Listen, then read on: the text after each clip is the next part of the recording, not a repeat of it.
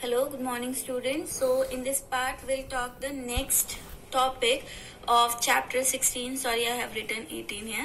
So it is a chapter 16 and we'll take the next topic, that is water pollution. We had already talked about air pollution. हम उसे complete discuss कर चुके हैं. In water pollution also we are going to discuss first the source of water pollution, कैसे हो रहा है. Then we'll talk the negative impact of this water pollution, and after that we'll take the case study that how we manage to treat this waste water. Okay, so सबसे पहला हम यहाँ पर लेते हैं बच्चा, the first one is source. और source में आपका सबसे पहला पॉइंट है इंडस्ट्रियल वेस्ट या municipal waste. Will take both of them collectively, हम दोनों को एक साथ ही डिस्क्राइब कर देते हैं. सो एज वी नो बच्चा, इंडस्ट्रियल वेस्ट और म्यूनिसिपल वेस्ट में ज्यादातर आपके वेस्ट होते क्या है, यहाँ पर आपको मिलेंगे सॉलिड वेस्ट. ठीक है, इंडस्ट्रीज में जो सॉलिड वेस्ट बचता है, लाइक पॉलीबैग इंडस्ट्री है तो वहां पर पॉलीथीन्स जो हैं वो आपके प्रेजेंट है. म्यूनिसिपल वेस्ट में भी हम जो डेली लाइफ में यूज करते हैं, पॉलीबैग्स हो गए, पेपर हो गए, then all your stuff you are using in household. ठीक है, सो यहाँ पर इंडस्ट्रियल वेस्ट में भी आपका वही सॉलिड वेस्ट है, जिसके अंदर जैसे हम बात करें म्यूनिसिपल वेस्ट में आपका हॉस्पिटल का वेस्ट आ जाता है, स्कूल वेस्ट आ जाते हैं, हाउस होल्ड वेस्ट आ जाते हैं. सो यहाँ पर आपकी सारी चीजें क्या है, एक तो सॉलिड वेस्ट की फॉर्म में आप डंप कर रहे हैं. दूसरा, इंडस्ट्रियल वेस्ट के अंदर ही आप यहाँ पर क्या डंप करते हैं, आप केमिकल्स को भी डंप कर रहे हैं. सो यहाँ पर यानी कि हमें म्यूनिसिपल वेस्ट और इंडस्ट्रियल वेस्ट दो ब्रॉड कैटेगरी मिल रही है कि एक तो हम यहाँ पर वेस्ट कर रहे हैं सॉलिड वेस्ट, दूसरा हम यहाँ पर डंप कर रहे हैं क्या, केमिकल्स. ठीक है, सो यहाँ पर सॉलिड वेस्ट में अगर आपको इलैबोरेट करना है अपने वर्ड्स में आप कर सकते हैं. जैसे स्कूल्स में हम बात करते हैं, स्कूल्स में आपका जो सॉलिड वेस्ट है वो आपके क्या है, रैपर्स हो गए, ओके, रैपर्स हो गए, पेपर्स हो गए, देन आपका पॉली बैग्स हो गए. लाइकवाइज आपके हॉस्पिटल्स जो हैं उनके अंदर सॉलिड वेस्ट क्या है, वहां पर आपका यूज्ड सिरिंज वगैरह हो जाती हैं, सिरिंज हैं. देन आपका सेम जो पॉली बैग्स हैं एंड आपके जो बॉटल्स वगैरह होती हैं. सो यहाँ पर ये सारे आपके क्या हो जाते हैं, हॉस्पिटल के वेस्ट हो जाते हैं. देन हाउस होल्ड में आपका, हाउस होल्ड में सेम आपका ऑर्गेनिक वेस्ट हो जाता है, जैसे वेजिटेबल है, फ्रूट के वेस्ट है, देन आपका पेपर वेस्ट है. तो ये सारे आपके क्या होते हैं, सॉलिड वेस्ट होते हैं. ओके, सेकेंड यहाँ पर हम बात करते हैं, सेकेंड हमने यहाँ पर कैटेगरी ली है agrochemical waste. So agrochemical as the name suggest the chemical which is used in the agriculture field to enhance the crop productivity. तो यहाँ पर हम सेम एग्रोकेमिकल वेस्ट के अंदर आपका क्या आ जाएगा बच्चा, एग्रोकेमिकल वेस्ट के अंदर आपके आ जाएंगे पेस्टिसाइड्स, पेस्टिसाइड्स हो गया, इंसेक्टिसाइड्स हो गया. ओके, सो यहाँ पर पेस्टिसाइड, इंसेक्टिसाइड्स का जो आप यूज कर रहे हैं वो आपके किस में आ जाएंगे, एग्रीकल्चर वेस्ट में आ जाएंगे. And the next one is thermal industry. अब थर्मल इंडस्ट्री आपका क्या है, ये मैंने अलग से लिया है industry. Why, because thermal industry से जो डंप किया जाता है मेन पॉल्यूटेंट वो होता है यहाँ पर hot water. Okay, so all these components are going to alter the quality and quantity of water. Water pollution हम क्या कह रहे हैं कि ऐसे आपके सोर्सेज जो इसकी क्वालिटी और क्वांटिटी को क्या करे, ऑल्टर करे या अनडिजायरेबल चेंज ब्रिंग करे इसकी क्वालिटी में. सो बच्चे ये सारे ही सोर्सेज क्या करते हैं वाटर की, all these what they are doing, they are alter or they are bringing the undesirable change in alter the chemical, physical and biological property of water. Water की प्रॉपर्टीज को क्या कर रहे हैं, चेंज कर रहे हैं. And hence what they are doing, they are causing water pollution. तो इस तरह से ये वाटर पॉल्यूशन कॉज कर रहे हैं। अब यहाँ पर हम बात करते हैं कि इस वाटर पॉल्यूशन का नेगेटिव इम्पैक्ट क्या है। सो इन दिस वाटर पॉल्यूशन, यहाँ पर नेगेटिव इम्पैक्ट में हम मेन बात करेंगे दो चीजों को, will talk them in detail and फिर वहां से कुछ क्वेश्चंस निकालेंगे। सो सबसे पहला नेगेटिव पॉइंट जो है यहाँ पर, that is eutrophication. And eutrophication is what? We can simply say that it is aging of water bodies. Water bodies का aged हो जाना, यानी कि बहुत पुराना हो जाना, जो हमारे यूज का ना रहे। Now this eutrophication, it is of two type. One is natural eutrophication and second is culture और एक्सेलरेटेड यूट्रोफिकेशन। नेचुरल यूट्रोफिकेशन को हम नेचुरल एजिंग भी कह रहे हैं। अब यहाँ पर नेचुरल की बात करें, where the human activities are not involve in bringing that eutrophication, जहाँ पर ह्यूमन एक्टिविटी इन्वॉल्व नहीं है। और ये कैसे होता है, देखो यहाँ पर आपका कंपैरिजन पूछ लिया जाता है कि नेचुरल और एक्सेलरेटेड में क्या फर्क है। अगर हम बात करें अर्ली टाइम पर, हम पहले बात कर रहे हैं किसकी, नेचुरल यूट्रोफिकेशन की। सो यहाँ पर अगर बच्चा हम बात करें, देखो अर्ली टाइम पर, यानी कि अगर कोई नया एक्वेटिक हैबिटेट डेवलप हुआ है तो अर्ली टाइम पर वो कैसा होता है, वहां पर आपका सिल्ट एंड न्यूट्रिएंट का composition, silt is a minute particle of soil. तो यहाँ पर सिल्ट, न्यूट्रिएंट या फिर सिंपली हम कहें सॉइल जो होती है उस पॉन्ड सिस्टम में या उस एक्वेटिक सिस्टम में जो नया नया बना हो, वो क्या होती है, कम होती है। Then it is kind of, हम कह सकते हैं कि यहाँ पर वाटर जो होता है वो डीप होता है एंड कूल होता है, ठंडा होगा, गहरा पानी होगा। एंड यहाँ पर जो सर्वाइवल कोफिशिएंट है, यानी कि ऑर्गेनिजम्स जो हैं, सर्वाइवल कोफिशिएंट यहाँ पर आपका ज्यादा होगा कि आपका ऑर्गेनिज्म आराम से सर्वाइव कर सकते हैं, ठीक है। लेकिन अब जब टाइम के साथ क्या होता है, यहाँ पर कुछ ऑर्गेनिज्म सर्वाइव कर रहे थे, फिर कुछ टाइम के बाद क्या हुआ, इन ऑर्गेनिज्म की डेथ हुई। अब डेथ हुई तो क्या होंगे, ये डिकम्पोज होंगे। एंड डिकम्पोज होंगे तो जो सॉइल होगी वाटर बॉडी में, अब नीचे जो सॉइल है यहाँ पर, जब डिकम्पोज होंगे तो यहाँ पर ये सॉइल का कंपोनेंट बढ़ेगा, क्योंकि मर रहे तो यहाँ डिपॉजिट होते जाएंगे प्लांट और एनिमल्स।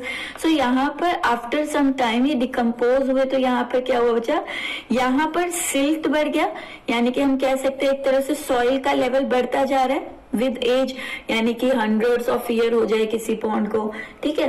तो यहाँ पर सॉइल ज्यादा हो गई। अलॉन्ग विद दिस, जब आपके प्लांट एंड एनिमल्स की डेथ होती है, माइक्रोब्स उन्हें डिकम्पोज करते हैं, तो वो यहाँ पर क्या रिलीज करेंगे, डेथ के बाद न्यूट्रिएंट रिलीज होगा, है ना। डिकम्पोज होने से क्या होगा, डिकम्पोज होने से वहां पर न्यूट्रिएंट रिलीज होगा। अब जब यहाँ पर न्यूट्रिएंट रिलीज हो रहा है तो हम कह सकते हैं यहाँ पर न्यूट्रिएंट भी क्या होगा, विद द टाइम न्यूट्रिएंट भी क्या होगा, इंक्रीज होगा, ओके। एंड आफ्टर दिस, अगर किसी पॉन्ड सिस्टम में पहले ये इतना गहरा था, ठीक है, इतना गहरा था, अब इसमें ये सॉइल डिपॉजिट होती जा रही है, तो इसकी गहराई पानी की क्या हो गई, कम हो गई। तो यहाँ पर वाटर लेवल जो है, water level become shallow, okay.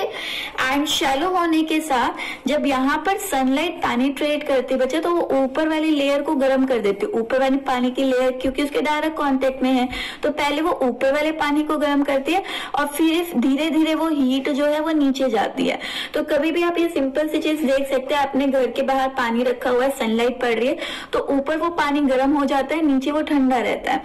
यहाँ पर जब ओशियन या कोई भी एक्वेटिक बॉडी अगर डीप थी तो वहां पर वो पानी ऊपर थोड़ा बहुत गर्म होता था, लेकिन नीचे वो क्या था, वो बिल्कुल कूल था। तो ओवरऑल हम लगाते थे कि ऑर्गेनिज्म तो नीचे सरवाइव कर रहे सरफेस पे, तो हम कहते थे कि वहां पर क्या है, वाटर कूल है। लेकिन जब यहाँ वाटर का लेवल ही थोड़ा रह गया और सनलाइट यहाँ पर पेनिट्रेट कर ही रही है, तो यहाँ पर पानी जो है इसके कंपैरिजन में क्या रहेगा, हॉट रहेगा, क्योंकि शैलो हो चुका है वाटर। जब वो डीप था तो नीचे तक जो हीट एनर्जी है वो पहुंच नहीं पाती थी, रेडिएंट एनर्जी पहुंच पहुंच नहीं पाती थी और नीचे का पानी ठंडा रहता था। बट यहाँ पर अब क्या हो जाएगा, वाटर क्या हो जाएगा, हॉट हो जाएगा। अब यहाँ पर जब वाटर हॉट हो गया बच्चा, तो यहाँ पर सर्वाइवल कोफिशिएंट क्या हो जाएगा, सर्वाइवल कोफिशिएंट ऑर्गेनिजम्स का कम हो जाएगा। ऐसा क्यों? क्योंकि हर ऑर्गेनिज्म के सर्वाइव करने के लिए पर्टिकुलर टेम्परेचर होता है। अगर पानी का लेवल कम होते होते वहां पर हॉट होता जा रहा है, वो पानी गर्म होता जा रहा है, तो इस कंडीशन पर जो ऑर्गेनिजम्स के लार्वा होंगे, ओके, उनके जो एग होंगे, तो एग की हैचिंग, लार्वा की डेवलपमेंट, ये सारी क्या हो जाएगी, ऑल्टर हो जाएगी। सो यहाँ पर इस हॉट वाटर में क्या हो रही है, डेवलपमेंट ऑफ लार्वा, एंड इसके अलावा एग हैचिंग जो है, they all become, they alter, ये क्या हो जाती हैं, ऑल्टर हो जाती हैं। तो इस वजह से यहाँ पर सर्वाइवल के ऑर्गेनिजम्स आपको बहुत कम मिलेंगे और धीरे धीरे कम होते होते एक टाइम ऐसा भी आता है, like you have heard this thing, कि कोई नदी बहती थी और अब वो सूख चुकी है।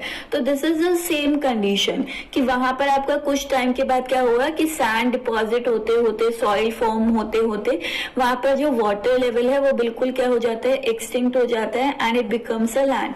तो यहाँ पर आपका that is called the natural eutrophication which takes many years, around hundreds of years for showing this kind of effect. तो ये आपका नेचुरल यूट्रोफिकेशन है बच्चा। मैंने यहाँ पर इसे So I have written here as a outlook बच्चा।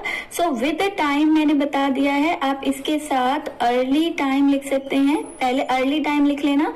early time में यहाँ पर क्या था, कैसा था, silt या फिर हम कहें soil जो है and nutrient, soil and nutrient they are less, then water body is deep, water body deep हुआ करती थी, cool हुआ करती थी, ठंडी हुआ करती थी, and सर्वाइवल कोफिशिएंट क्या हुआ करता था, survival coefficient is, okay, so this is written as a outlook. Okay, so you have to cover all these points.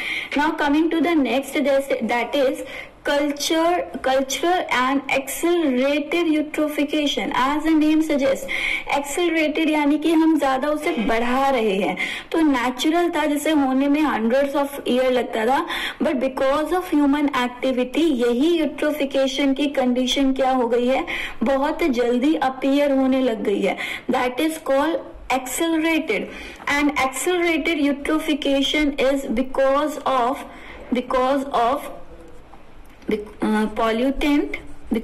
pollutants dumped by humans in aquatic body। ये क्यों हो रहा है, बिकॉज ह्यूमंस क्या कर रहे हैं, पॉल्यूटेंट को डंप कर रहे हैं एक्वेटिक बॉडी में। अब इसमें होता क्या बच्चा, see if we dump the biodegradable waste, हम दो तरीके से आपका वेस्ट डिग्रेड करते हैं, दो टाइप के वेस्ट जो है वाटर बॉडी में हम डिग्रेड करते हैं। यूट्रोफिकेशन आपका केस है if we dump here biodegradable waste. हम कहते हैं ना बायोडिग्रेडेबल चीजों को यूज करो, वो नेचर को नुकसान नहीं करेगी। But if we are using the biodegradable component और waste in a huge amount, then it is also going to show the negative impact. हर चीज को आपको एक सस्टेनेबल मैनर में यूज करना होता है।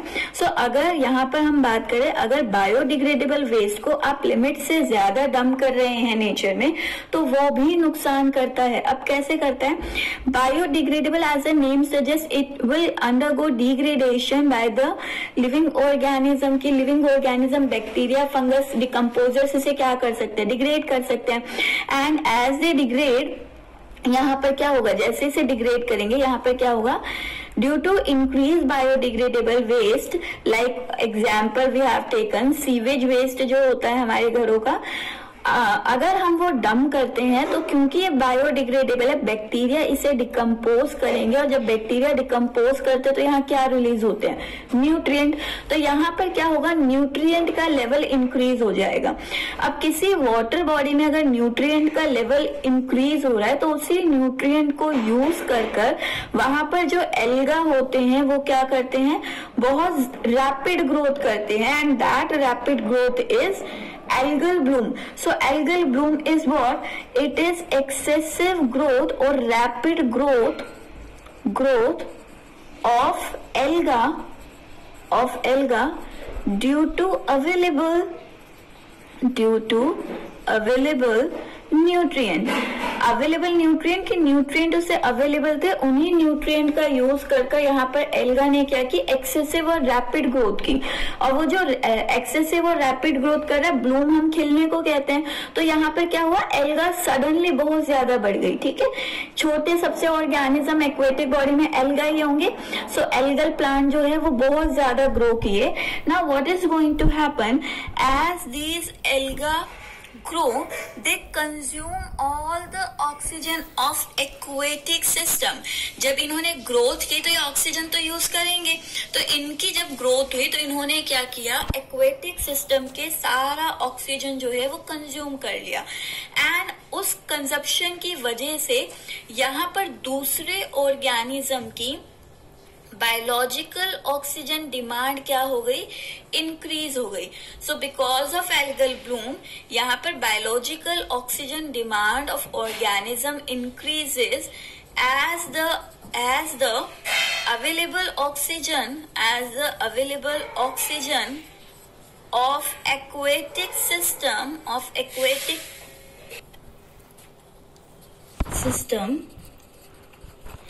is consumed by एल्गा, कि यहाँ पर सारा ऑक्सीजन जो है एक्वेटिक सिस्टम का वो किसने कंज्यूम कर लिया, एल्गा ने। और एल्गा ने जब ऑक्सीजन यूज कर लिया तो वहां दूसरे ऑर्गेनिजम्स के लिए ऑक्सीजन कम पड़ गया, तो यहाँ पर क्या इंक्रीज हुआ, BOD. And what is this BOD, I am writing here, BOD stand for biochemical oxygen demand.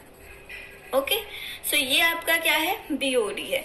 बच्चा ये केस आपका देखा गया कहाँ पर, सबसे पहले ये ऑब्जर्व हुआ कि यहाँ पर आपका एल्गल ब्लूम या फिर आपका ये जो बीओडी का केस है ये ऑब्जर्व हुआ वाटर हाइसिंथ के केस में। Water hyacinth is a kind of weed which is introduced in India from other country, and यहाँ पर water hyacinth भी यही condition cause करता है। बच्चा आपने पढ़ा है in your 11th class कि water hyacinth अगर किसी water body में develop करता है तो वहाँ के सारे ऑक्सीजन को क्या कर देता है, कंज्यूम कर लेता है, and because of that वहाँ पर दूसरे ऑर्गेनिजम्स की ऑक्सीजन डिमांड इंक्रीज नहीं हो पाती, एंड जब यहाँ पर दूसरे ऑर्गेनिजम्स की ऑक्सीजन डिमांड पूरी नहीं हो पा रही यानी कि बीओडी इंक्रीज हो रहा है, तो उसकी वजह से यहाँ पर क्या होता है, एक्वेटिक ऑर्गेनिजम्स की क्या होगी, एक्वेटिक ऑर्गेनिजम्स दे डाई, उनकी यहाँ पर डेथ हो जाएगी। जैसे वाटर हाइसिंथ का जो केस देखा गया उसी की को हमने यहाँ पर नाम दिया क्या, terror of Bengal. Now here one important point is there, बहुत ही सिंपल सा पॉइंट है बच्चा अंडरस्टैंडिंग का। यहाँ पर हमें हमारे आसपास जो वाटर बॉडीज है, how we come to know that to what extent they are polluted. अगर हमें देखना है कि हमारे आसपास जो वाटर बॉडीज है वो कितना पॉल्यूटेड है या नहीं है, तो how could be determine this thing. तो बच्चा उसके लिए हम सिंपल यहाँ पर करते हैं BOD testing.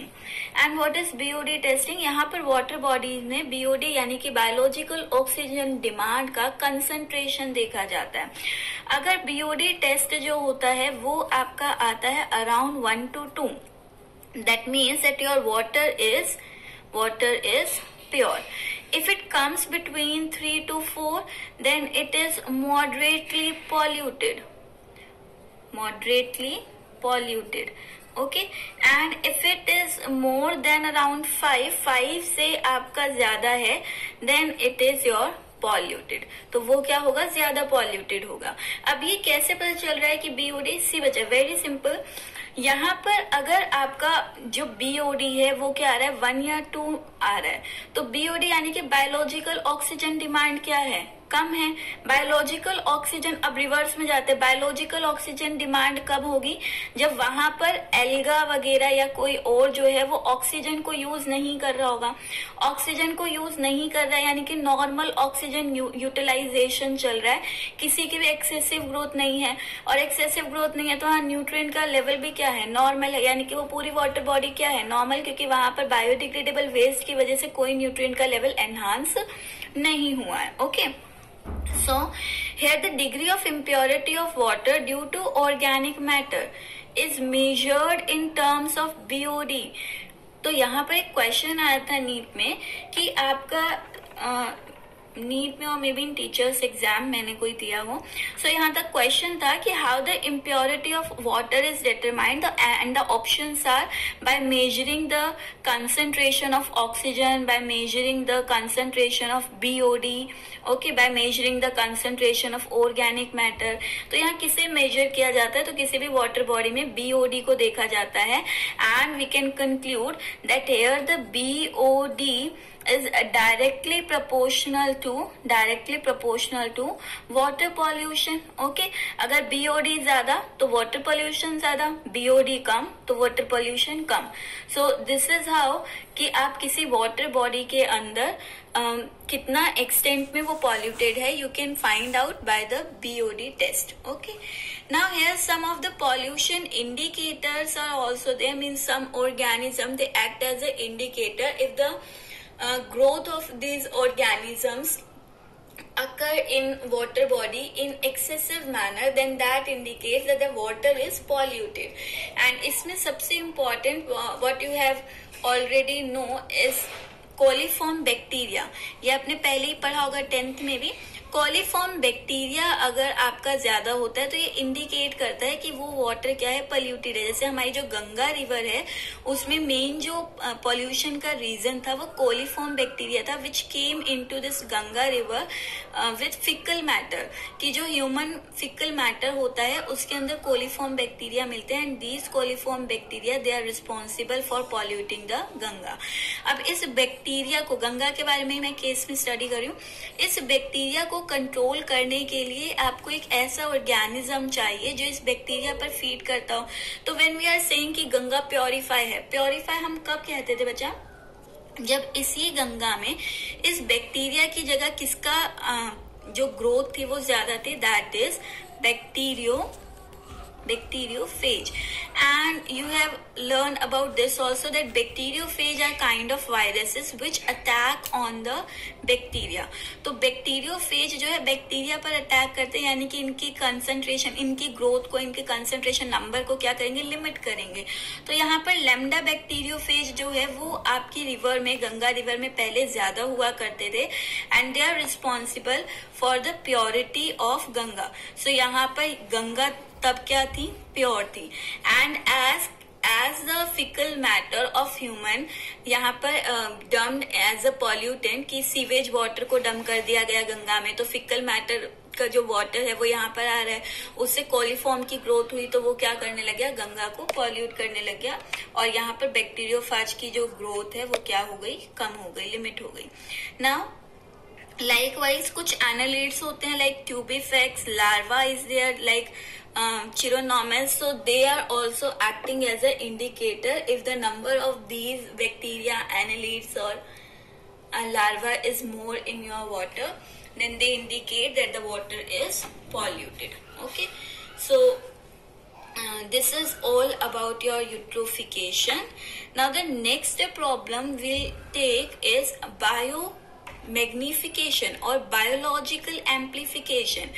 As the name suggests, bio means यहाँ पर क्या है, लिविंग ऑर्गेनिज्म, मैग्नीफाई क्या हो रहा है, मैग्नीफाई मतलब बढ़ना, तो यहाँ पर है लिविंग बॉडी की हम बात कर रहे हैं कि वहां पर मैग्नीफाई हो रहा है। अब ये मैग्नीफाई क्या हो रहा है, यहाँ पर मैग्नीफाई होता है बच्चा नॉन बायोडिग्रेडेबल वेस्ट। वो यूट्रोफिकेशन कंडीशन थी when we dump the biodegradable waste in water bodies, and this is a problem related with non-biodegradable waste. And in this non-biodegradable waste, what we include the chemicals which is used either in your agriculture field or which are used in industries. So यहाँ पर chemical जो सीधा dump किए जाते हैं either from agriculture or from industries, वो chemicals आपके क्या कहलाते हैं, वो chemicals आपका क्या cause करते हैं, वो cause करते हैं आपका biological amplification. Okay, now what is this? It is increase, we can say, or accumulation, इकट्ठा हो जाना, ये भी कह सकते हैं, increase भी कहते हैं. Increase of non biodegradable chemicals, non biodegradable जिस पर microbes जो है उन्हें degrade नहीं कर सकते, उन्हें decompose नहीं कर सकते, उन non biodegradable chemicals का increase होना, such as DDT, aldrin, endrin at each trophic level of food chain. Food chain यानी कि living organisms के अंदर इन non biodegradable waste का क्या हो रहा है, increment हो रहा है, increase हो रहा है, enhancement हो रहा है या accumulation हो रहा है. तो यहाँ पर living organism में मैग्नीफाई होना, क्या मैग्नीफाई, नॉन बायोडिग्रेडेबल वेस्ट और chemical. Okay, that is called your biological amplification. Like I am taking here the case of DDT आपने लोअर क्लासेस में पढ़ा है बच्चा. सो यहाँ पर हम एग्जाम्पल लेते हैं. ये डीडीटी है क्या? ये डीडीटी आपका यूज किया जाता था एग्रीकल्चर फील्ड में. So now I am taking your bio So what is happening? See, यहाँ पर जो DDT है वो आपका एज अ हर्बिसाइड्स जो है, हर्बिसाइड इंसेक्टिसाइड्स की तरह यूज किया जाता था. कहाँ पर? एग्रीकल्चर फील्ड में. अब एग्रीकल्चर फील्ड में जब हम इसे यूज कर रहे थे तो यहाँ पर ये डीडीटी आपका कहाँ पहुंचा? इस एग्रीकल्चर फील्ड से आइदर फ्रॉम रन ऑफ, जैसे मान लो बारिश हो गई तो फील्ड से निकलकर रन ऑफ होता है, बहकर निकलना, या फिर आपका सीपेज कि आपने एग्रीकल्चर फील्ड में डाला और ये डीडीटी सॉइल से कहाँ पहुंच गया? नीचे ग्राउंड वाटर तक पहुंच गया. तो यहाँ रन ऑफ या सीपेज से ये आपका पहुंचा कहाँ पर? It reach to nearby aquatic body. आसपास जो भी एक्वेटिक बॉडी, क्योंकि अंडरग्राउंड वाटर भी कहीं ना कहीं किसी एक्वेटिक बॉडी से ही जुड़ा हुआ होता है, तो nearby aquatic system, like I have written है कि नियर बाय यहाँ पर क्या था, उस एग्रीकल्चर फील्ड के आसपास कोई रिवर थी. तो यहाँ पर जब नियर बाय एक्वेटिक सिस्टम में पहुंचा बच्चा, तो इस रिवर के अंदर आपका पूरा रन कर रही थी क्या? एक फूड चेन ऑपरेट कर रही थी. लाइक फूड चेन में हम कहते हैं सबसे छोटे आपके फाइटोप्लैंक्टॉन्स होंगे, जहां पर हम एल्गा की बात करते हैं. देन ज़ूप्लैंक्टॉन्स आर देयर जो इस एल्गा पर फीड करेंगे. फिर ज़ूप्लैंक्टॉन के बाद आपके और बड़े इंसेक्ट्स और लार्वा आते हैं. Then small fishes are there, large fishes are there. Now as this DDT it mix with the river water, तो यहाँ पर क्या होगा? These phytoplanktons are using the water resource, ये अपनी ग्रोथ एंड डेवलपमेंट में वाटर का यूज कर रहे हैं. And in this water DDT dissolve है. तो यहाँ पर एज्यूम करो कि यहाँ पर इन्होंने वाटर रिसोर्स को यूज किया, जिसकी वजह से 0.003 पार्टिकल्स पर मिलियन DDT जो है वो इस फाइटोप्लैंक्टन की बॉडी के अंदर मूव कर गया. Now as runs a food chain, ये ज़ूप्लैंक्टन किस पर फीड करेंगे? फाइटोप्लैंक्टन पर. अब फाइटोप्लैंक्टन में जो आपका 0.003 आपका पार्टिकल्स पर मिलियन DDT है वो एज इट इज कहाँ गया? ज़ूप्लैंक्टन में. And this zooplankton is also using the water. तो यहाँ पर ये तो एज इट इज आपका एंटर कर जाएगा नेक्स्ट लेवल पर, और वाटर से यहाँ पर और DDT क्या हो गया? वाटर का DDT यहाँ पर और ऐड हो गया. Likewise when the insects feed on this zooplankton, अब इंसेक्ट या लार्वा जो है ज़ूप्लैंक्टन पर फीड करेंगे तो 0.05 तो प्रीवियस लेवल का यहाँ पर एज इट इज जाएगा, क्योंकि इसे खाया है तो इसमें जो जो भी DDT accumulated था, it directly moves inside the body of lava, and now these lava are using the DDT water also. So from water that DDT is also going to increase from the previous level. So हम यहाँ देखें कि food chain में हर level पर यहाँ पर क्या हो रही है, DDT की एनहांसमेंट हो रहा है, एक्यूमुलेशन हो रहा है. ये DDT धीरे धीरे क्या होता जा रहा है, ऑर्गेनिजम्स की बॉडी में इकट्ठा होता जा रहा है और इसका लेवल इंक्रीज होता जा रहा है. And ultimately in large fishes it reaches up to a higher level. ये हायर लेवल तक पहुंच जाता है that the consumption of this much amount of DDT for human as well as higher organism it is hazardous. So यहाँ पर इन large fishes पर आपका feed करती है, either the birds are feeding on them or the human are consuming this large fish. Now the case when it is observed, तो यहाँ पर mainly observe किया गया birds पर कि यहाँ पर इस DDT के इतने concentration की वजह से birds पर जो negative impact दिखा, वो नेगेटिव इम्पैक्ट क्या था कि यहाँ पर जो बर्ड्स है उनकी एग शेल, ये DDT उनकी egg shell which is made up of calcium carbonate, this DDT it reacts with the egg shell calcium carbonate, and यहाँ एग शेल की क्या कर रहा था, थिनिंग कर रहा था. And because of egg shell thinning यहाँ पर क्या हो जाता था, premature breakdown of egg का प्री मेच्योर ब्रेकडाउन हो गया. अब एग अगर प्री मेच्योर पहले ही टूट जा रहा है तो यहाँ पर जो एम्ब्रियो है या फीटस है इनसाइड दिस एग, यहाँ पर आपका प्री मेच्योर ही डेथ हो जाती थी, डेथ ऑफ एम्ब्रियो. और इसकी वजह से ये देखा गया कि बर्ड की population, the population of bird that decreases.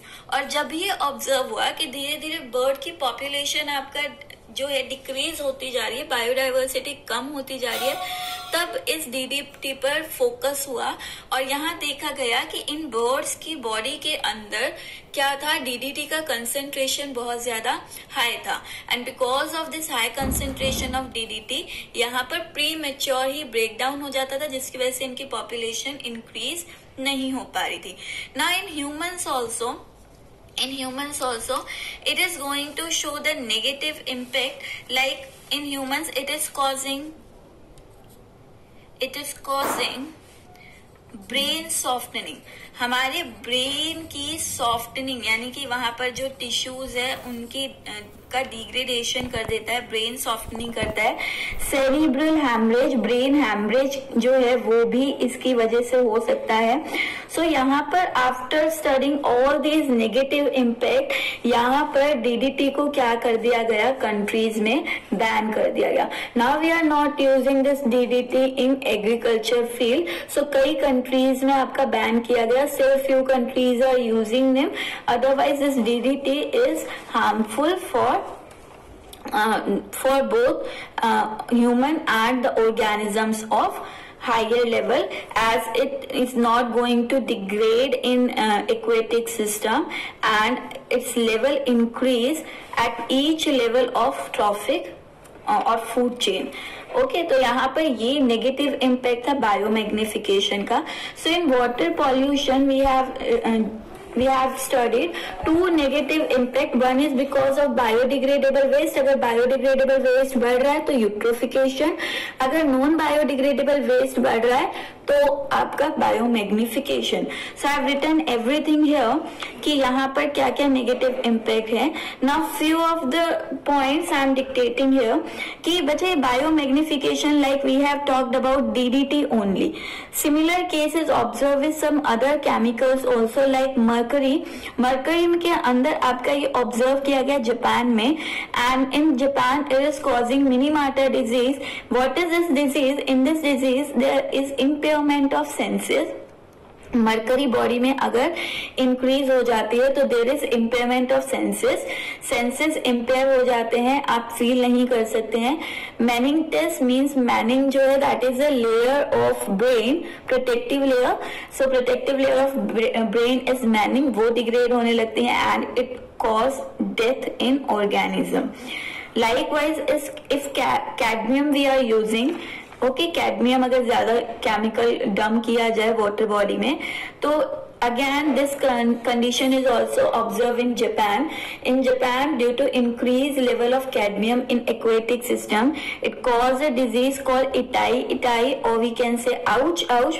And in this, what is happening, यहाँ पर आपका जो नेगेटिव इम्पैक्ट हुआ दैट इज टेस्टिकुलर एट्रोफी आपका है कि श्रिंकेज हो जाना, तो यहाँ पर स्टेरिलिटी कॉज कर सकता है मेल में, लिवर एंड किडनी को भी क्या करता है, डैमेज करता है.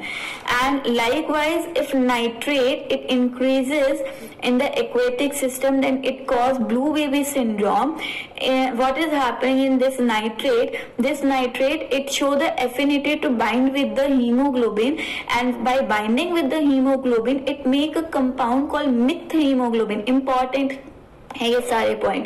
तो अगर नाइट्रेट हीमोग्लोबिन के साथ बाइंड करता है, if nitrate binds with hemoglobin, so it forms methemoglobin, and because of this methemoglobin the oxygen is not going to transport properly in the body of the baby, and उसकी body में क्योंकि oxygen supply proper नहीं जा पा रहा है, so वहां पर नाइट्रेट की वजह से बॉडी का जो कलर है बेबी का वो कैसा कन्वर्ट हो जाता है, blue, and soon it will die. Okay, so this is the negative impact of water pollution.